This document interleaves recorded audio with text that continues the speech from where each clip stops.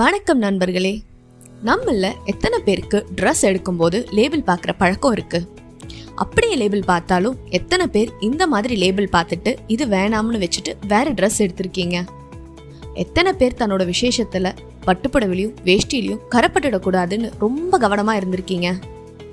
Try கிளீனிங்கா அப்படின்னு எத்தனை அம்மாக்கள் தன்னோட கல்யாண பட்டுப்புடவைய 30-40 வருஷமா துவைக்காமலே மெயின்டைன் பண்ணிட்டு இருக்காங்க. ஆமாங்க, நம்ம இன்னைக்கு டெக்ஸ்ட் மினிட்ஸ்ல பார்க்க போறது dry cleaning.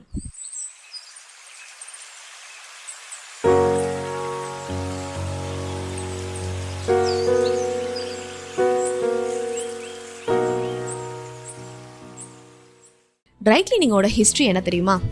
Gene Baptiste Jolly அப்படின்ற ஒரு பிரான்ஸ்காரர் தான் ட்ரை கிளீனிங்கோட ஃபாதர் ஆஃப் ட்ரை கிளீனிங் அப்படின்னு அழைக்கப்படுறார். 1825 வேலைக்காரங்க ஒருத்தங்க தவறுதலா லேம்ப்ல இருந்த டர்பென்டைன்ல கீழே சிந்தி அது அந்த டேபிள் மேல இருந்த துணியில பட்டுடுச்சு. அந்த டேபிள் கிளாத் ரொம்ப நாளா ஸ்ட்ரெயினோட இருந்தது. அந்த டர்பென்டைன் ஆயில் மூலயமா ஸ்ட்ரெயின் ரிமூவ் ஆயிடுச்சு. இதை கவனிச்சவர் டர்பென்டைன் நல்ல ஸ்ட்ரெயின் ரிமூவல் அப்படின்றத கண்டுபிடிச்சு அதுக்கு காப்பிரைட்டும் வாங்கி உபயோகம் பண்ணிக்கிட்டு இருந்தார்.